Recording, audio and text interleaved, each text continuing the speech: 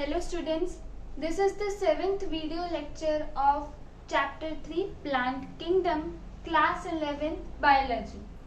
So in this video lecture we are going to talk about gymnosperms. We have already discussed with the division algae, bryophytes and pteridophytes. With their examples, with their characteristics of their classes also we have discussed. Okay, so now in case if I talk about gymnosperms, gymnosperms are furthermore developed than pteridophytes, bryophytes and algae. From here, gymnosperms and angiosperms, after which, after this gymnosperms we will be studying about angiosperms. These both are included in superdivision known as spermatophyta, which we have already discussed. And this spermatophyta means the plants bearing seeds. Okay, so the plants bearing seeds are gymnosperms and angiosperms. And the seed habit, the precursor for seed habit has already been started in the pteridophytes, where although there was not perfectly seed was present, but the precursor of seed habit formation has already initiated in pteridophytes. So here we are talking about gymnosperms. Now here gymno means naked. Gymno here means naked and sperma means seeds. So in gymnosperms, in these plants, the seeds are naked. Now what do we understand by the term naked? That means they are not enclosed by ovary wall. So see, this first characteristic of gymnosperms is not enclosed. Ovules are not enclosed by ovary walls. Seeds are not present inside fruits. Since ovule is not enclosed by ovary wall, there is absence of fruits and flowers in gymnosperms. You would be observing fruits and flowers in angiosperms. Therefore, angiosperms are also referred as flowering plants. Gymnosperms are referred as obviously non-flowering plants. Okay, non-flowering plants. Gymnosperms include medium-sized trees, tall trees and shrubs. So these ranges of sizes are there in gymnosperms, and the giant redwood tree is the tallest gymnosperm. This giant redwood tree is known as Sequoia. Okay? Sequoia. So it is spelled like this, and the spelling is this. So this giant redwood tree is the tallest gymnosperm, the tallest species of gymnosperms. Now, if we talk about their plant body, their main plant body is sporophyte. The main plant body of gymnosperms is sporophyte. So, their plant body is differentiated into roots, stems and leaves. Since they are developed, and this development even started in pteridophytes, where there were true roots, stems and leaves. Similarly, in gymnosperms also, there are true roots, stems and leaves. In case if we talk about roots, generally gymnosperms have tap root system. Okay, while some species like Pinus of gymnosperms have their roots have fungal association. Okay, so that is referred as mycorrhiza. Or the roots of some gymnosperms like Cycas have small specialized roots. These roots are known as coralloid roots. These coralloid roots are containing nitrogen fixing cyanobacteria, which helps in nitrogen fixation. So these modifications are also there in case of roots, apart from generally tap roots. In case if we talk about stems, stems can be branched, unbranched.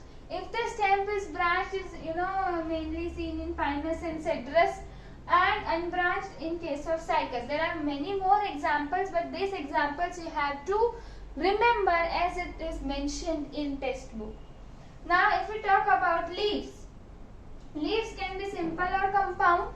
In Pinus, compound, pinnately compound leaf is, observed, it is not persistent, it is for few years present in case of, you would be able to observe in Pinus. Leaves are well adapted to withstand extreme temperature, humidity and wind. So the leaves are modified accordingly so that they can withstand extreme temperature, humidity and wind. Also, in case of conifers of gymnosperms, the leaves are needle-like. Okay, in order to reduce the surface area, so as to prevent water loss. They also have sunken stomata and thick cuticle. So in conifers, the leaves are needle-like, which is reducing surface area, ultimately to prevent water loss. Okay, and for this to reduce water loss, there are two more characterized specializations in these leaves of conifers. That is, the leaves are having sunken stomata and they are having thick cuticle. Okay, so this was all about morphologically how it occurs. Now life cycle, as in case we also discussed in pteridophytes and bryophytes, we would be also talking about life cycle in gymnosperms. I won't be making you write the theory all the time, although I have made you write in case of bryophytes and pteridophytes. So I think now you are used to with it, and if I would be explaining you in the flowchart form, it would be easy to remember and you would be able to make notes accordingly from this. Okay, it would be easy for you now, I guess so, because we have already done the same thing in pteridophytes and bryophytes, only the content would change. The pattern of writing that content remains same. So here, in case you start with this, that the sporophyte is the main plant body in gymnosperms. So what is the ploidy level of sporophyte? It is diploid. Am I correct? Okay. Now sporophyte has two plant body. Why? Because this is heterosporous. Gymnosperm is heterosporous. You have seen in pteridophytes. Pteridophytes में the species which were heterosporous were the precursor to the seed habit formation. Okay, therefore gymnosperms are heterosporous. Pteridophytes were also including most of them homosporous, but in case of gymnosperms it is only heterosporous. So according to heterosporous, sporophyte is having male plant and female plant. Male plant would contain male cones, as in same we discussed in pteridophytes, microsporophyll. So they are also having microsporophyll gymnosperm. Microsporophyll in gymnosperms is referred as stamen. This stamen consists of microsporangia, which is pollen sac. This pollen sac, inside pollen sac is microspore mother cells. This microspore mother cells being diploid undergo meiosis to form microspore, which are haploid, and these are nothing but pollen grains. From earlier classes, from your junior classes, you are studying this only. Okay, so not this, but you have studied about pollen grains and all that. Okay, in case if we talk about female plant, they are having female cones. Megasporophyll is there, which is the carpel. Here it was stamen. Here it is the carpel, female portion. Megasporangia is known as ovule. Here microsporangia was known as pollen sac containing microspore mother cells which undergo meiosis to form pollen. Here megasporangia, which is ovule, is containing megaspore mother cell, which is again diploid, undergo meiosis to release 4 haploid megaspores, in which one is functional and 3 degenerate. 3 haploid megaspores degenerates, out of 3 degenerates, 1 is functional. The 1 megaspore would germinate to form female sex organ, that is archegonium, and the microspore would be, or the pollen would be reaching to the archegonium, would be fertilizing, the male gamete would be fertilizing with the egg cell, would be forming zygote along with endosperm which was already present when the megaspore was germinating into archegonium. Okay, so this archegonium, female gametophyte containing archegonium, both this female gametophyte and the male gametophyte are present inside the gamete, sporangia only. Male gametophyte and female gametophyte are present in sporangia only of sporophyte. Only the thing is the male gametophyte is releasing the male gamete and allowing to fuse with the egg cell which is present in the archegonia. The fusion results in the formation of zygote along with endosperm whose ploidy level is haploid. Zygote is diploid. As a result, it leads to the formation of seed. Seed would directly germinate again into the sporophytic plant body. So this is how the life cycle of gymnosperms occurs. Again, I would be repeating here, the sporophyte is diploid. Okay. So this sporophyte is having, since a heterospory condition is there, so it would be having male plant and female plant. So again, male cones, or it is also known as strobili. You have to remember the arrangement, how they are arrangement. They have also seen that there is spiral arrangement occurs. Spirally the sporophylls are arranged. So that is also mentioned in textbook. So after attending this lecture, you go through the portion of gymnosperms. You would be more better understanding, and you add few more points which I have not mentioned or written here, but I am making you aware about this, that you have to read it and you have to accordingly manage to insert that key points also. Okay, how the leaves are arranged radially and spirally along the strobili, okay, forming the cone. Then the microsporophyll is stamen, megasporophyll is carpel, microsporangia is pollen sac, and here the megasporangia is ovule. So this sporophyll, the leaf is bearing what? The leaf is bearing this sporangias. Okay, so this sporangia only contains male gametophyte, female gametophyte. Okay, the female, the megasporangia would be containing both the gametophyte. As ultimately the pollen is reaching to the archegonia for the fusion with egg cell, lead to the formation of zygote. Along with there is a formation of endosperm. So this endosperm and zygote together forms seed. This seed is not covered by ovary wall. This seed is naked. Okay, this is not enclosed within anything, and this seed, naked seed, again develops into the plant body. Since seed is naked, won't be able to form flower and fruits. Okay, so gymnosperms is very easy. Okay, you look into this theory again carefully. You also read the content given in textbook. It would become very easy for you to understand gymnosperms. You also see, we have discussed some few examples of gymnosperms like, Sequoia, Pinus, Cycas, Cedrus. Okay, so these are the few examples. Apart from this, there is ginkgo. Okay, so that you have to also remember. The living fossil, you have to remember that also. Okay, apart from this, if few examples in the form of figure is given in the textbook, you also remember that only 4 to 5 examples are there. You have to remember, there is no such trick. Okay, so now we move down to angiosperms without wasting much time. Okay, so this is the angiosperm general characteristic, that angiosperms are flowering plants. Unlike gymnosperms which were non-flowering plants, angiosperms are flowering plants. Why they are flowering plants? Why gymnosperms are non-flowering plants? Although both are included under superdivision Spermatophyta, that means both are having seeds. They are seed bearing plants. Then why not gymnosperms are flowering plants? Because we have already discussed that seeds in gymnosperms are naked. They are not surrounded by ovary wall.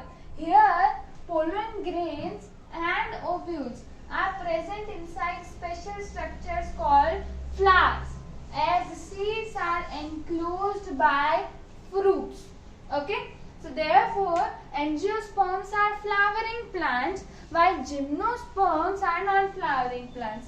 The size range of angiosperms, it ranges from microscopic, tiny microscopic angiosperms, for example Wolffia, to tallest trees like eucalyptus, which goes more than 100 meters in height. So if you recall, in algae also we discussed the size range, okay, of brown marine algae kelps, which also forms massive plant bodies. So you have to remember that example. But in case of angiosperms, the tallest trees is of eucalyptus, that is Nilgiri, which reaches the height up to 100 meters or even more than that. Okay, now angiosperms have male sex organs and female sex organ. The male sex organ is stamen. Okay, this goes similar as in case we have discussed in gymnosperms. Okay, so here stamen looks like this, having anther and filament, filament and anther. Now this anther consists of microsporangia. This anther inside consists of microsporangia, which is known as pollen sac. This pollen sac contains, okay, so this is suppose, this is your anther. If I open the anther like this is the side view. If I open the anther like this, it would appear something like this. This anther contains pollen sac. So this circle which I have made represents pollen sac. Inside pollen sac there is microspore mother cells. So these dot structures represent microspore mother cells. These microspore mother cells undergo meiosis to form pollen grains. So this is same as in case of gymnosperms. In female sex organ here is pistil having stigma style ovary.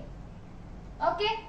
Now the ovule contains female gametophyte, which is referred as embryo sac. So how does the embryo sac formation takes place? We start with ovule, which is megasporangium. This ovule contains megaspore mother cells, which undergo again meiosis to form megaspores. Now there are 4 megaspores. We also discussed in gymnosperms. 4 megaspore में से only 1 is functional. 3 degenerates. 3 megaspores degenerate. Only 1 megaspore is functional. This 1 megaspore undergoes 3 successive mitosis. Okay. This 1 megaspore, haploid megaspore, undergoes 3 successive mitosis and results in the formation of 8 nuclei. Let us see this same in the diagrammatic view. Like here, this is what? This is ovule. This ovule is containing, see, 1, 2, 3, 4, 5, 6, 7 cells. 7 cells, 8 nucleus. Here 1 nucleus, 2, 3, 4, 5, 6. Here there are 2 nucleus inside single cell. So 7 celled 8 nucleate structure is nothing but the embryo sac. This embryo sac contains egg apparatus. This is egg apparatus. This egg apparatus contains 1 egg cell and the 2 synergids. This is the micropylar end from where the pollen tube inserts inside, and allows the male gametes to fuse with these cells to form zygote. Okay, this set of cells is known as antipodal cells. This is the chalaza end. This chalaza end is exactly opposite to the micropylar end. These are referred as polar nuclei. So this is the basic structure of embryo sac. Now what happens is, pollen grain formed by formed inside anther releases and reaches to the stigma through pollination. Sorry, I forgot to to mention this pollination in gymnosperms. In gymnosperms also something known as anemophily takes place. Anemophily, that means wind pollination takes place in gymnosperms. There also the male gamete reaches to the female gametophyte with wind pollination. Here also wind pollination or any other agencies are involved in pollination, and these are involving making pollen grain reach to the stigma. So this the circle portion is nothing but pollen grain. This pollen grain when reaches to the stigma, it starts to form pollen tube. This pollen tube inserts inside the stigma, moves through the style and reaches to the ovary region of the pistil. This pollen tube then inserts into the micropylar end of the ovule. So this is the ovule. Okay. So this now the pollen grain contains two male gametes. This two male gametes through pollen tube reaches to the ovule.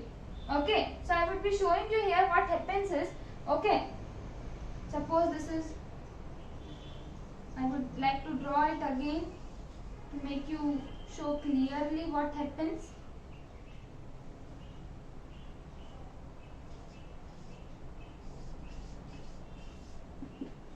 So the two male gametes, okay, so suppose this is the pollen tube, okay. So the pollen tube is having two male gametes. So when they enter, the two male gametes, when they enter inside, so one male gamete would fuse with the egg cell. I said that this one is the egg cell. So the one of the male gamete would fuse with the egg cell.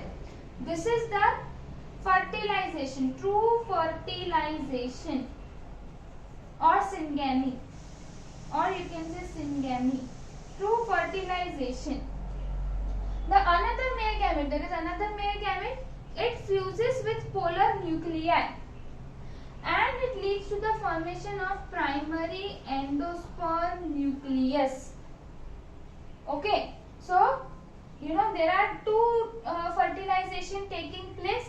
Therefore, this event is known as double fertilization. Double fertilization, wherein one male gamete is fusing with the egg cell, another male gamete is fusing with the polar nuclei to form, primary endospermic nucleus. Okay, so these two are formed as a result of double fertilization. During this process, okay, along with this process, simultaneously, ovule converts into seeds and ovary converts into fruit. Rest all the parts, the antipodal cells, the synergids, these all degenerates. These all degenerates. So this is how double fertilization occurs in case of angiosperms. So these were the characteristics. These were how the female gametophyte is, embryo sac. The structure is how fertilization taking place inside the female gametophyte with the help of, male gamete fuses with the egg cell to form zygote, which is diploid. So zygote is formed, primary endospermic nucleus is formed, and these two are the result of double fertilization, as two times the fertilization takes place. Okay, so this is all about angiosperms. We also discussed that angiosperms have two classes, monocots and dicots. And you all are aware about this, that dicots are the one which are having two cotyledons, and monocots are having one cotyledon. Apart from this, you are also aware examples of monocots and dicots. So with this I would like to end the topic angiosperms. Okay, so this was all about angiosperms. Now we would be moving to the last topic, okay, which is not the least one but it is equally important. Okay, so the last topic says, okay, your plant life cycle and alternation of generation. So about this we would be studying now. So generally what happens in case of plant life cycle, in general what happens? We have already discussed this many a times in case of bryophytes, pteridophytes, gymnosperms, angiosperms, how the life cycle occurs. Okay, why we won't discuss in algae? Because there was no formation of zygote itself. Okay, but in case of bryophytes, pteridophytes, gymnosperms, angiosperms, we studied some life cycle like this, where gametophyte, which is the haploid plant body, undergo mitosis to form gametes. These gametes were two, है ना? पहले तो sex organs were there, ठीक है? This gametophyte were bearing sex organs.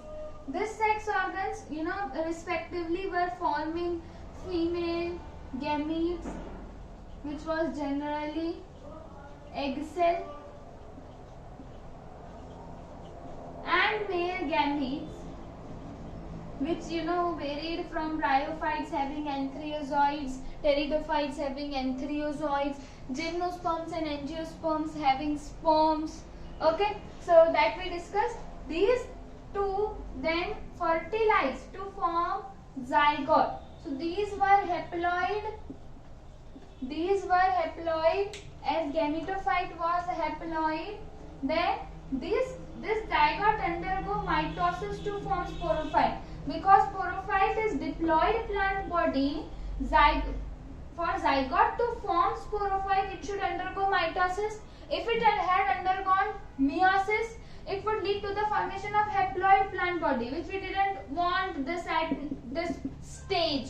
We want diploid plant body. So for that, zygote undergoes, multiplies by mitosis to form sporophyte. This sporophyte undergo meiosis to form spores. Now why did the sporophyte undergo meiosis? Because it wanted to form haploid spores. These spores undergo mitosis because they have to again form haploid gametophyte. So this cycle goes on. The thing that changes is the main plant body. It would be either gametophyte in case of bryophytes. It could be either sporophyte in case of pteridophytes and gymnosperms. Okay, so this is the general, life cycle. So during life cycle of any sexually reproducing plant, there is alternation of generation. Why the topic is given alternation of generation? We studied plant life cycles with examples, but why there is alternation of generation? Okay, why the topic name is alternation of generation? Because as you have observed, during life cycle there is alternation of generation between gamete producing. Which one is gamete producing, sporophyte or gametophyte? As you can see, gametophyte is producing gamete, so it is gamete producing gametophyte and spore producing sporophyte. Gametophyte is haploid, sporophyte is diploid. Okay, so there is alternation of generation between gamete producing gametophyte and spore producing sporophyte. So this is the general life cycle, how it occurs, how alternation of generation occurs. Now we are going to discuss about different kinds of patterns which different plants undergo. Like there is haplontic life cycle, diplontic life cycle, haplodiplontic life cycle. What are those? What are their characteristics? How the life cycle undergoes in those, that we would be discussing in detail. So here you are able to observe three different life cycles: haplontic, diplontic and haplodiplontic. Let us start with haplodiplontic life cycle. In this, there is gametophytic plant body. This undergo mitosis to form gametes. This gametes, fertilize to form zygote. So till the formation of zygote, this is haplontic life cycle. Haplontic, involving haploid stages of life cycle. From zygote, when it undergo mitosis, forms sporophytic plant body which is diploid. undergo meiosis to form spores. These spores undergo mitosis to form gametophytic plant body. So this is the diplontic part. Okay, so this is haplodiplontic. Diplontic life cycle occurs simultaneously. So this kind of life cycle takes place in bryophytes and pteridophytes. In bryophytes, the thing is here the dominant phases changes. In case of bryophytes, the main plant body is gametophyte. In case of pteridophytes, the main plant body is sporophyte. So in bryophytes, the gametophyte is independent, photosynthetic and thalloid, while in pteridophytes, sporophyte is the main plant body, is independent, and it is differentiated into true root stems and leaves. Okay, here in bryophytes, sporophyte is totally or partially parasite. Totally in case of liverworts, in liverworts there is complete parasitism you can see, and in partial parasitism you can see in case of mosses, which are the two classes of bryophytes. Okay, so sporophyte is totally or partially dependent on gametophyte for food, shelter and water. Okay, now there are some exceptions like ectocarpus, Polysiphonia and Kelps. Can you guess what are these? These are the examples of algae. So algae is included in haplodiplontic, although most of the algae are included in haplontic life cycle, but ectocarpus, Polysiphonia and Kelps are the exceptions and are having haplodiplontic life cycle. Now what is haplontic life cycle? In this, gametophyte is the dominant photosynthetic and free living phase. As you can see here, gametophyte, which is haploid, is the dominant phase. There is no free living sporophyte, and in fact this sporophyte is represented by single celled zygote. You won't be able to see sporophyte because it is represented by zygote, single cell zygote. So gametophyte undergo gametogenesis. Gametogenesis means what? Formation of gametes. Male and female gametes are formed. They undergo syngamy and they result in the formation of zygote. This zygote undergo meiosis to form haploid spores. These haploid spores again undergo mitosis to form gametophyte. So this is how the cycle occurs. So here you see the gametophyte is dominant phase in case of haplontic life cycle. Haploid phase is dominant. Examples are Volvox, Spirogyra, Chlamydomonas. If you see the examples carefully, all are the examples of division algae. So most of the algae are included or are having haplontic life cycle, but ectocarpus, Polysiphonia and Kelps are the examples which are having haplodiplontic life cycle. In case if I talk about diplontic life cycle, so in that the dominant photosynthetic dependent phase is sporophyte. So in case of haplontic, the dominant phase is gametophyte. In case of diplontic, the dominant phase is sporophyte. Gametophyte, here it is represented by single to few cells. So here you can see gametophyte. Okay, so this is the haplontic wala portion. Here this is the diplontic wala portion. Okay, so this gametophyte which is haploid undergo again gametogenesis. Syngamy occurs. Syngamy means fertilization occurs, lead to the formation of zygote. Zygote undergo mitosis to form sporophyte. Sporophyte undergo meiosis again to form gametophyte. Here gametophyte is single to few celled structure only. The examples of diplontic life cycle is gymnosperms and angiosperms. So in gymnosperms and angiosperms the life cycle is diplontic, where sporophyte is the main plant body. Also fucus, which is the example of algae, is also having diplontic life cycle, although algae is having diplontic life cycle. So you have to remember this, life cycle, their pattern, how which is the main plant body and which is the dominant, having dominance over the another plant body. You have to remember the exceptions with examples. Okay, I mean examples with exceptions. And this all for this chapter 3 plant kingdom. I hope you understood all the things. If you are not able to, if you are are having any query regarding any of these topics, you can mail me to the email address given in the description box.